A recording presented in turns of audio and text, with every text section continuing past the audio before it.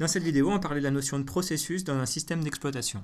Alors ce concept de processus, c'est une notion de base, une abstraction de base qui est implémentée par quasiment tous les systèmes d'exploitation, qui est une notion centrale et qu'il faut comprendre à la fois en tant que programmeur d'application et même en tant que simple utilisateur d'un système. Alors généralement, quand on veut lancer l'exécution d'un programme à partir d'un système d'exploitation, que ce soit en cliquant sur un icône via une interface graphique ou bien en tapant une commande dans un interprète de commande, un shell, ça va déclencher la création d'un processus pour exécuter le programme qu'on a choisi. Alors pour commencer, il faut être bien clair sur la nuance qui existe entre la notion de programme d'une part et de processus d'autre part. Alors un programme, c'est une description statique d'un travail effectué. Par opposition, un processus, c'est une instance, un exemplaire d'une tâche en cours d'exécution. Donc pour illustrer cette différence, on peut faire une analogie toute simple. Un programme, c'est l'équivalent d'une recette de cuisine.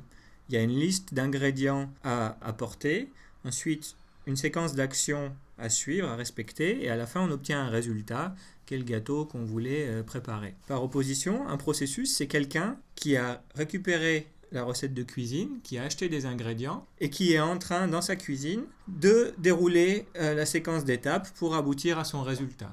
Donc, c'est une incarnation de l'exécution du programme en cours. Et à un instant donné, on peut avoir plusieurs personnes dans la même cuisine qui chacun s'occupe d'une recette. Ça peut être la même recette ou ça peut être des recettes différentes, mais chacun est sur son propre exemplaire de gâteau et a un état d'avancement potentiellement différent. Quel est l'intérêt de cette nuance ?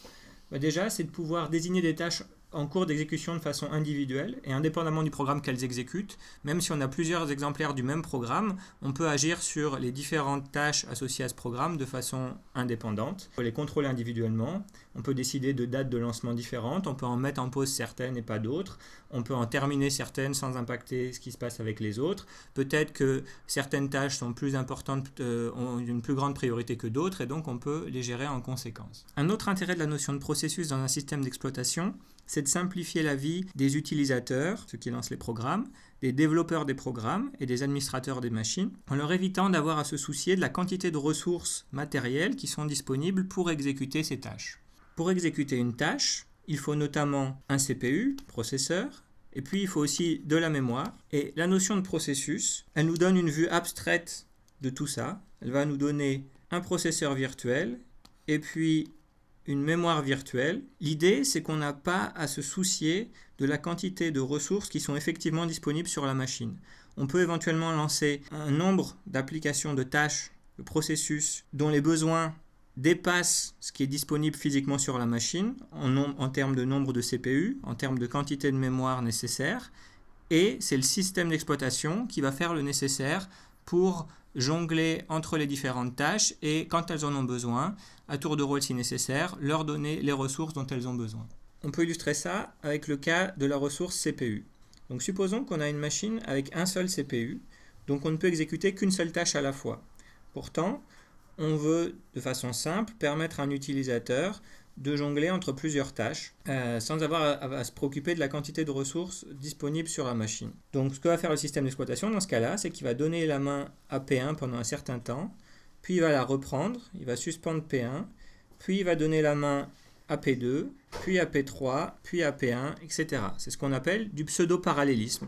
Et puis si on dispose d'une machine avec 3 processeurs physiques ou plus, dans ce cas-là, nos 3 tâches P1, P2, P3 pourront s'exécuter véritablement en parallèle les unes par rapport aux autres. Mais ce qu'il faut comprendre, c'est que du point de vue d'un utilisateur ou d'un programmeur d'application, rien ne change entre les deux situations. Bien évidemment, plus on a de ressources matérielles, donc ici, plus on a un grand nombre de CPU physiques, plus l'exécution des différentes tâches ira vite parce qu'il y a moins de partage à faire, on peut faire plus de choses par unité de temps, mais au niveau conceptuel, on a exactement la même situation dans les deux cas, donc il n'y a pas de difficulté supplémentaire pour les utilisateurs et les programmeurs. C'est le système d'exploitation qui s'occupe de masquer toutes ces difficultés. Alors, quelles sont les informations nécessaires pour implémenter un processus ? Autrement dit, quelles sont les informations que doit gérer le système d'exploitation afin de pouvoir lancer ou reprendre l'exécution d'une tâche. Donc tout d'abord, il va nous falloir une mémoire virtuelle dans laquelle on va ranger un certain nombre d'informations. Alors la notion précise de mémoire virtuelle, nous n'allons pas la détailler ici, mais elle fait l'objet d'autres vidéos sur la plateforme Wandida.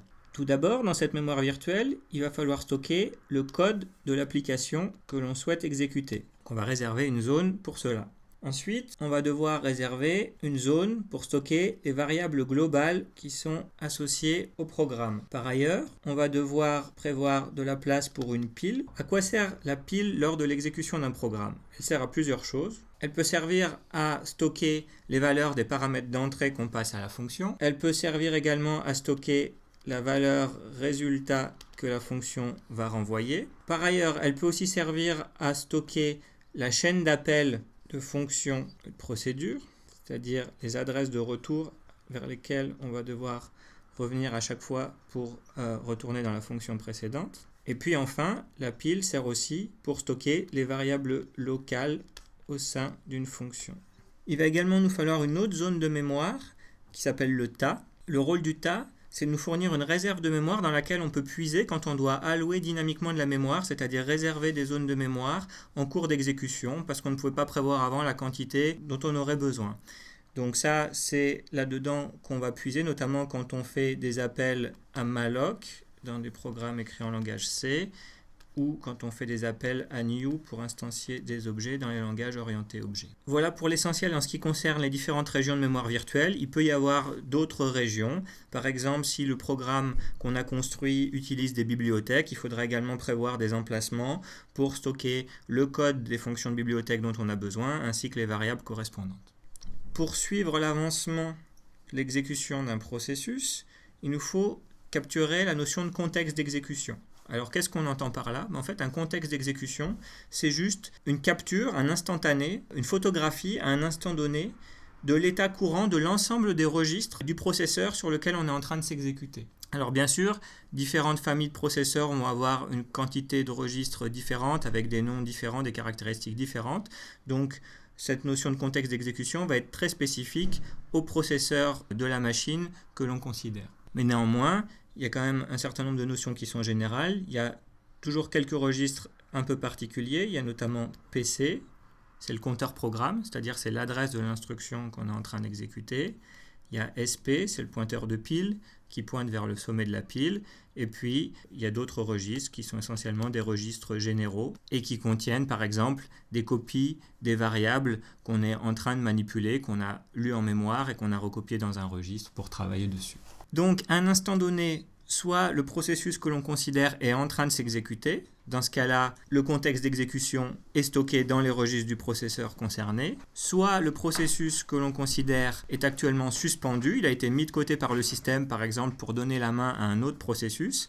Et dans ce cas-là, les registres du processeur physique sont utilisés par une autre tâche, un autre processus. Et les valeurs actuelles de celles de notre processus ont été recopiées quelque part en mémoire de façon à pouvoir être récupérées et recopiées dans le processeur quand on redonnera la main à notre processus. Ensuite, le système d'exploitation pour chaque processus doit maintenir une variable qui est un état logique, c'est-à-dire ça permet de savoir dans quelle situation se trouve actuellement le processus.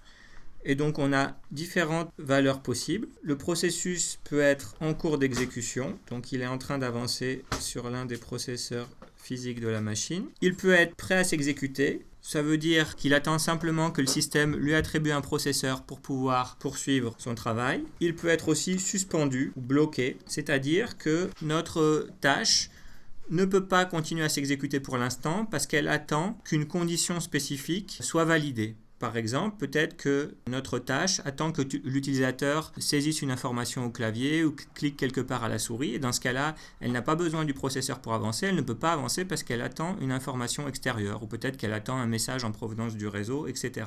Dans ce cas-là, tant que l'événement extérieur que l'on attend n'est pas survenu, alors on est bloqué. On n'est pas candidat à disposer d'un processeur physique pour pouvoir faire du travail. Donc, on vient de faire le tour des informations principales qui sont nécessaires pour implémenter un processus au sein d'un système d'exploitation.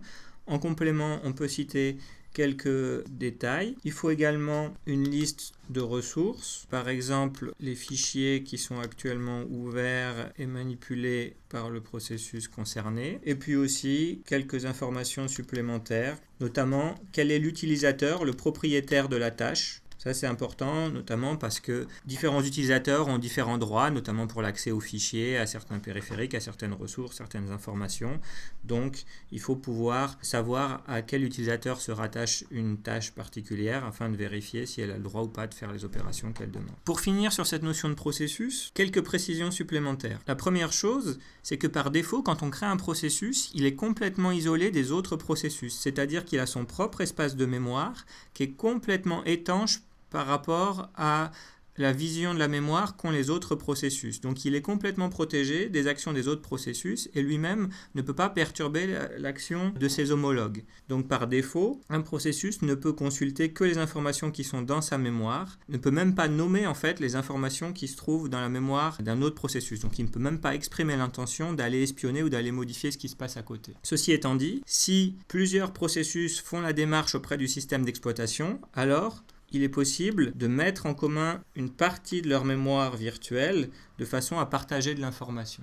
Une deuxième chose importante, c'est que par défaut, quand on crée un processus, il ne contient qu'une seule activité. C'est-à-dire que par défaut, au démarrage, un processus correspond à un espace de mémoire virtuelle, c'est ce que j'ai représenté ici par un rond, et un flot d'exécution, un contexte d'exécution, comme je disais tout à l'heure, donc un instantané du déroulement du programme avec un compteur programme, une pile, etc. Ceci étant dit, si on le souhaite, on peut, au cours de l'exécution d'un processus, créer des activités supplémentaires qui font partie du même espace de mémoire virtuelle.